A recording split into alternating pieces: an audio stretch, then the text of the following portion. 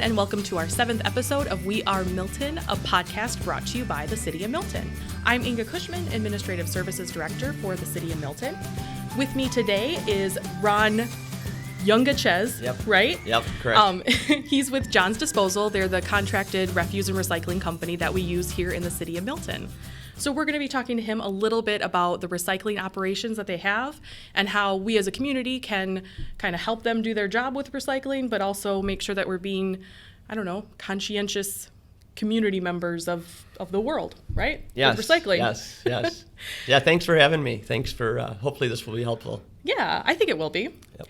So I guess let's get started with just what the process is. So my understanding is that you guys have the trucks, they come, pick up the refuse from the entire community, you take it to the landfill in Janesville, then the trucks come back, pick up the recycling for half the community, and then take that back to your facility in Whitewater to be processed. Yep.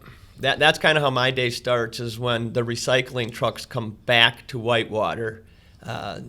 You probably have 3 trucks then that come in. It's a little interesting. It goes fast. It could be 10, 12 tons a week that we pick up, and we can process that as quickly as about 20 minutes. Wow. So we do about 30 tons an hour. So what's the process for sorting the recycling once you get it? Because Milton has single stream, that's the correct term? Yep. So all of our recyclables just get put into one container at our residences, and then the trucks pick them up. So what's that process once they get to the facility? Yeah, the process, the single stream, made it really easy for the consumers, the homeowners, because you really only need 2 bins, sort of. One for garbage and one for recyclables. So once it comes back to our place, we bucket it onto a conveyor, and then it goes in front of about 6 guys, and they try to open the bags if it's in a bag. They will pull out the mixed rigid plastics. Any pots and pans, iron can go in it. So what's considered a mixed rigid plastic? It's a lot of different plastics. Okay. They really like the 5-gallon buckets and the kitten litter buckets type containers. Okay. But they'll take used to be old recycling bins. Okay. Laundry baskets, some of that type of plastics. Oh, so you can put a laundry basket in your recycling? Yep. Okay. So that type of plastics we pull out first by hand. And then it's kind of ready for the machine. So then the machine's one of the first things that comes out is the cardboard. The cardboard floats over the top, and it goes right into a baler. We have one guy there that tries to clean up things that act like cardboard or float over the top with it. Some of the questions are asked, like a pizza box, is that okay? Pizza boxes are, but not if you only ate half the pizza. So that's a little bit of a problem. So if the pizza box is really cheesed and soiled and really got a lot of oil on it, it probably would be good not to recycle it. But most pizza boxes are good, and they work great. Take the little white thing out of it that holds it. Oh, the little... Yeah, the little whatever they call that. Yeah, I just remembered we used to use them like in our Barbie dream house or something as like a little coffee table. Right, yeah, right. So. That's what they look like, right. So those should come out. Pizza boxes are good. And then the other boxes that are a little bit of a problem is the Amazon box, that they really ideally need to be flattened down. If they're not flattened down, they can get, other stuff can fall in them, and then they're packed, and then they float over the top and there's contaminants in it. So they ideally is to flatten the boxes down, take all the stuff out of it that's in it. The temptation sometimes is you get a new toaster, you take the toaster out and you put all the packaging back in the box, and then you put it in the recycling bin, which then gets packed by our trucks, flattened, and then it ends up with the contamination. Okay. So that's a little bit of a problem. So in that situation, you have all that packaging material. Sometimes there's a styrofoam component to that. Yep. Can you put that into recycling? No, that's a problem. There was markets earlier when we first started. It probably sends a bad signal, but styrofoam there was a market for it. It was funded by the government that helped the state trying to start markets. But the problem it takes so much styrofoam to make a truckload. Okay. So the costs that were involved with it were so high that eventually just they went away. Okay. And a little problem with it, if it does go in the recycling, it ends up in that box. The paper mills have a problem because it kind of breaks down, and the styrofoam will plug their jets, kind of. So they really don't like styrofoam. So it'll cause problems down the road for the company that purchases that recycled product from John's. Yeah, the paper mills. Yep. Okay. So where were we at in the process? So we were the cardboard. So you got the garbage out. The bags have been open if they are. We don't like bags, but if it's really windy, or if you got extra, or you could put a big bag on top to help you hold more. So we do allow for it. We just ideally not everybody having all their stuff in bags, because we got to open them up by hand. Okay. So ideally, don't put your recycling in a bag. Ideally and then loose. put that bag in the recycling bin at your home. Right. Just have the recyclables loose in that container. Correct. That's ideally, because then it's just ready to go. Okay. But if you live on a hill and you're in say you're on the country or road, or more on the outskirts, and it's windy and your stuff blows over or things, then go ahead. Yeah. We can get some bags, just not every bag. Yeah. So while we're on the subject of bags, can I put like my plastic bag from Piggly Wiggly in the recycling container, or should I put that into my garbage? Or I think if you take plastic bags, if they ask you like you want paper or plastic, ideally use paper. Paper is totally recyclable. If you take plastic, because they are nice, sometimes I'll even do it with half or some, because it's really easy. But then it's like, take it back. They are bag drop-off spots. I don't know exactly where they are in your community. Yeah. But if you look for them, you can find them, and then it's okay. If in my world, they wrap in the machines, bags are a real problem. Yeah. Or rather than using the plastic bag just once, consider using it in your bathroom garbage or some of those smaller receptacles in your home. Use it to throw out your kitty litter or whatever.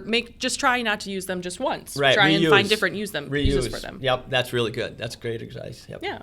So where are we at now? So the cardboard's out, plastics, the garbage is out. So now the pizza boxes are gone, and the large cardboard, all the Amazon boxes are gone. And that might be as much as 30% of the total right now is out. So we got 70% left. It goes over, all the paper, bottles and cans and glass goes over like a glass breaker. Oh. So we break the glass into smaller pieces, 2-inch or minus. And then that comes out. And glass is about 20%. Okay. So if it's a broken glass or anything like that, we end up breaking it. So that's not a problem. Okay. Small pieces are still collected. So then now the glass is out, now you're getting to be about half of it's gone. So the rest is paper, which is about 40%. And then there's maybe 10% or so of your aluminum, tin, plastics that are left. Okay. If I keep going, there's a magnet. So the magnet pulls out the tin cans. Okay. We use an eddy current, so that's a magnet that repels aluminum. So it throws the aluminum away from the plastics. Okay. It's kind of really neat. And then we optically sort out the water bottles. Wait, what does that mean optically? So there's a machine that looks at it coming down really fast, and it's looking at it, and it's identifying that, through an X-ray, that it is a water bottle. It's a PET. And then it times it, and when it gets to the end, an air nozzle blows a little air, so it blows it from the other stuff. Okay. So it's kind of a neat. The technology that's come out is really really incredible. Yeah, it makes the process a little bit easier. Yes, it does. For sorting. Yeah, right. A lot of the stuff isn't. A lot of the hand stuff. Most of the hand stuff is done just when the stuff crosses over. Or if you still have liquid, ideally use all of the water or dump it out or whatever, soda or whatever it is.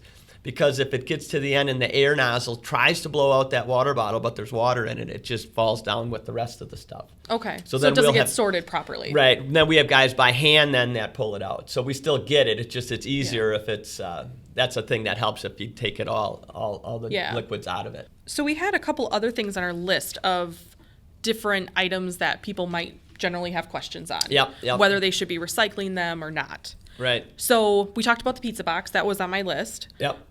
So a peanut butter jar. There's inevitably some peanut butter residue in there. Do I need to wash that entire peanut butter jar out with soap and water before I put it in? Or can I put it in with a little bit of peanut butter residue debris in there? Skippies. Just my personal. Well, I'm a Jif girl. You're a Jif, so okay.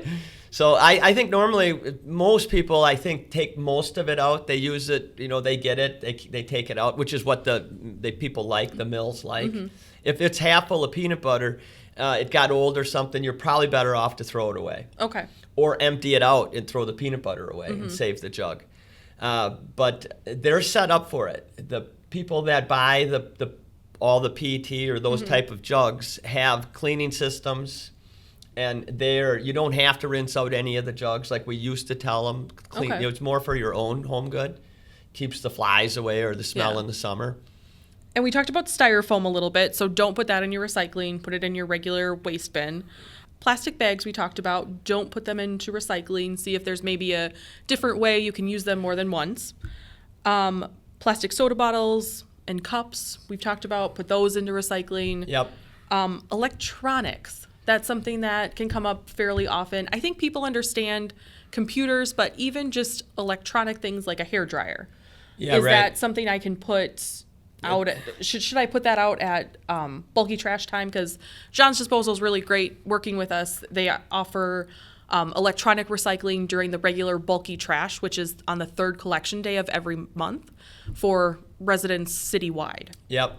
That's probably the best place for most of that stuff to go. The problem with some of the things are cords. Okay. And the cords, because we're going so fast through it, if our guys miss the hairdryer, the cord wraps Okay. around all the separating machines. So all dog chains and Christmas is a tough time because we can save wrapping paper is good, but not the bows and ribbons. Okay. So if you have and so many of them, I haven't hardly seen a good one yet when you're opening the presents, if you've been good. They've put all that wrapping in with it. So Okay. if you can, really try to concentrate on nothing that will wrap into, I guess, conveyor belts and Okay. things. For that single sort recycling. Yeah, yeah. But like a hairdryer or, I don't know, Christmas lights or something like that, put that out during the bulky trash pickup for electronics. Yes, more on that end. Christmas lights are a problem. That's probably just garbage. In the recycling bin, I think pots and pans,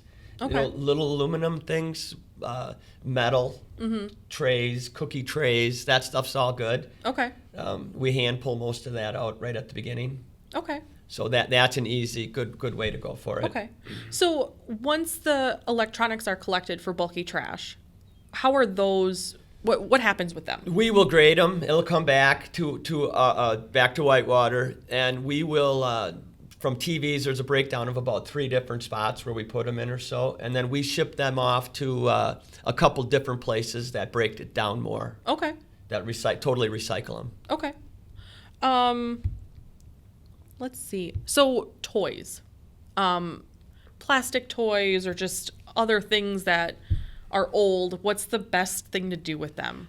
Most of that is garbage. Yeah. I guess there's a portion of people that are wish cyclers. They wish it could be recycled, so they're putting too many coat hangers and unknown things that if you had a semi-load, you probably could save them. Yeah. But we don't save them. We pretty much save the main things. The costs that are associated with saving other plastics is too great at this point.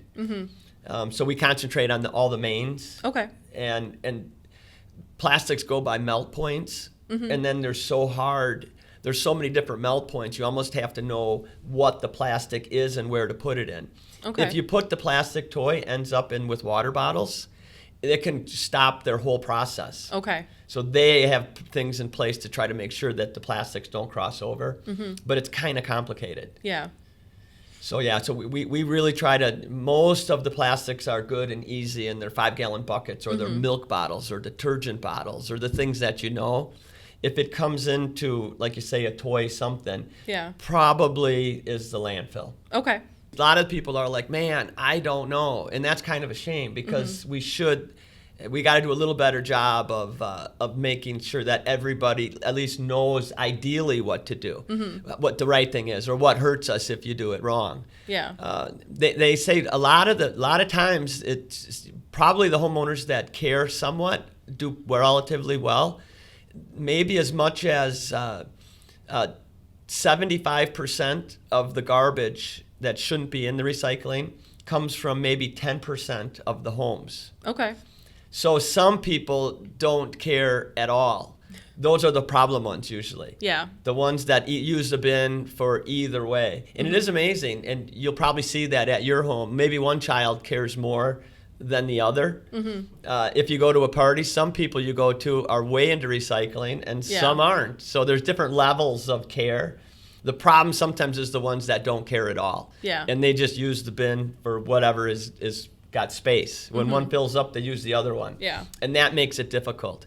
Our markets have got really the values have come down. Okay. We used to ship a lot overseas to China, and if I talk on that a second, they used to buy about half of the United States recyclables went to China, and they almost stopped it. Okay. So I think that they're buying mills here and they're doing different things, but that's really caused a problem for us. Okay.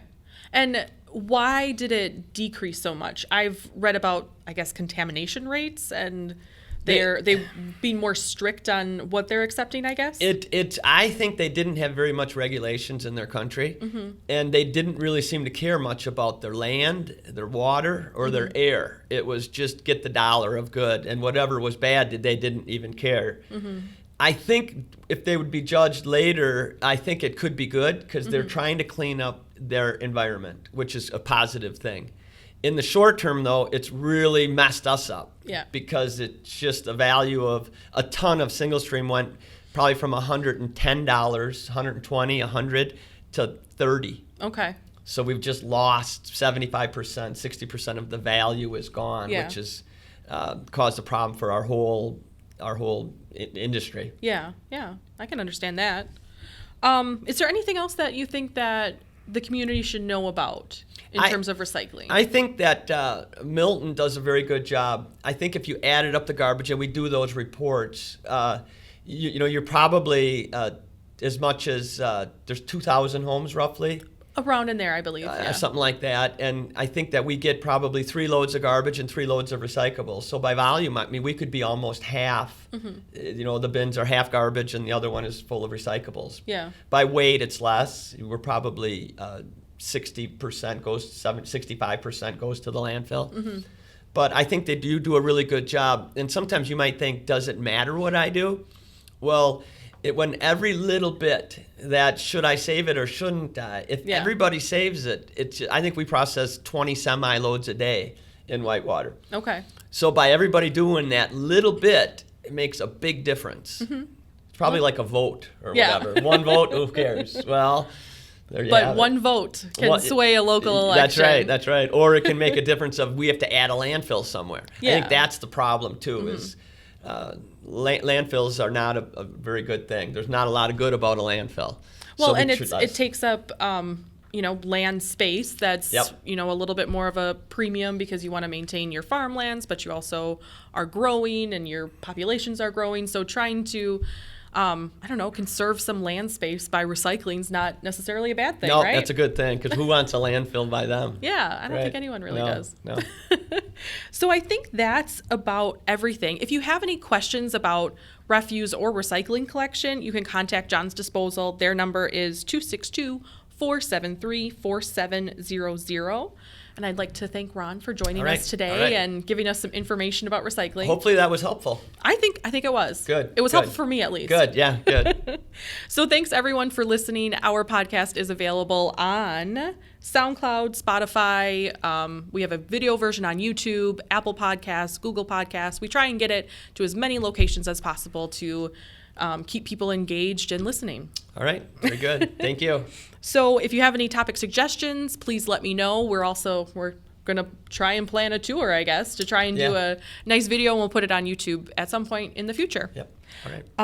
So what we do to end these all the time is we say together, "We are Milton." You ready? I'm ready. 1, 2, 3. We are Milton.